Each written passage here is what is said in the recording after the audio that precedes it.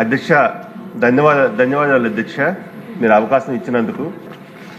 అధ్యక్ష, గత ప్రభుత్వంలో వైసీపీ ప్రభుత్వంలో ఏదైతే ఈ తోటపల్లి ఎడమకాలువ ఆధునీకరణ ఉందో ఈ ఆధునీకరణ పూర్తిగా విస్మరించారు అధ్యక్ష. సుమారుగా 60,000 ఎకరాలకి సాగునీరు అందించే ప్రాజెక్ట్ అధ్యక్ష. అయితే వైసీపీ ప్రభుత్వంలో కేవలం 6% మాత్రమే పనులు జరిగాయి అధ్యక్ష.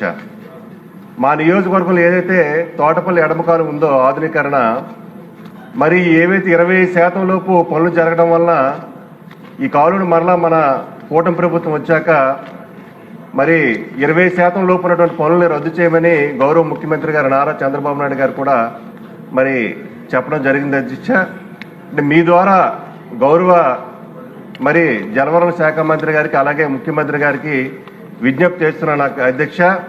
మరలా ప్రస్తుతం ఉన్నటువంటి SSR రేట్ల ప్రకారం మరలా తోటపల్లి ఎడమ కాలువకి నిధులు మళ్ళీ కేటాయించి ఆ కాలువ పునరుద్ధరణకి మరలా మరి గౌరవ వ్యవసాయ మంత్రి గారు మరి చర్యలు తీసుకోవాలని మరలా నిధులు కేటాయించాలని మీ ద్వారా గౌరవ మంత్రి వారికి తెలియజేస్తున్నాను అధ్యక్ష.